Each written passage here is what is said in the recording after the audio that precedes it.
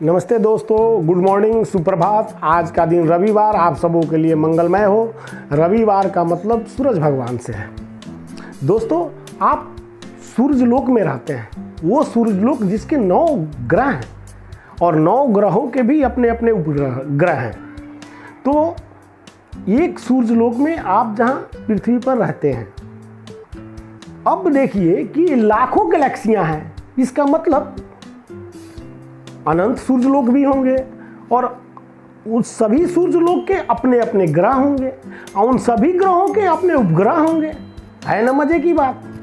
तो आप कैसे जान पाएंगे एक ग्रह दूसरे से नहीं मिलता, एक ग्रह की खासियत अलग है, दूसरी की खासियत अलग है, सब यूनिक है। तो एक को जान करके, एक ग्रह के बारे में आप जान भी गए तो इसके आधार पर दूसरे को कैसे जान पाओगे।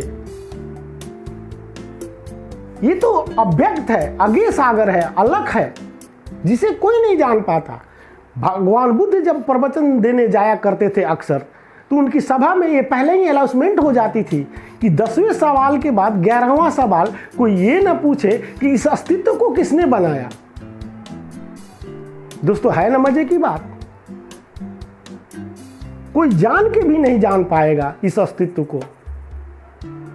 इसलिए हर उनकी सभा में ये बातें होती थी कि 11वां सवाल ये कोई ना पूछे कि इस अस्तित्व को किसने बनाया।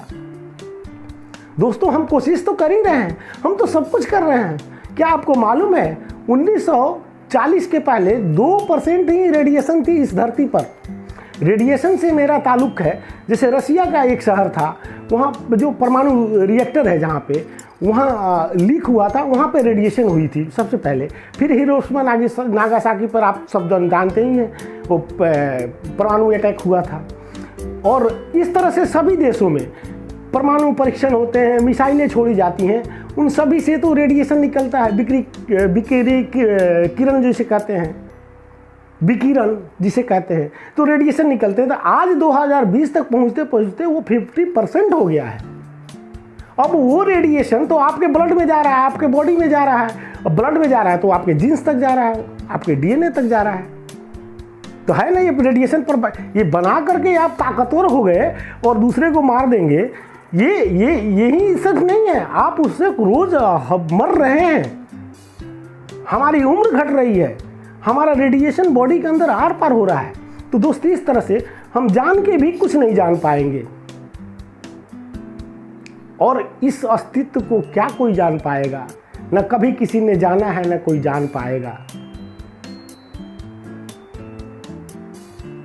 पतझड़ फूलों की बहार क्या जाने, लड़कपन जवानी का श्रृंगार क्या जाने। भार पूछो तो बता देंगे, मगर दुल्हन की जवानी का कहार क्या जाने। दोस्तों, आज बस इतना ही।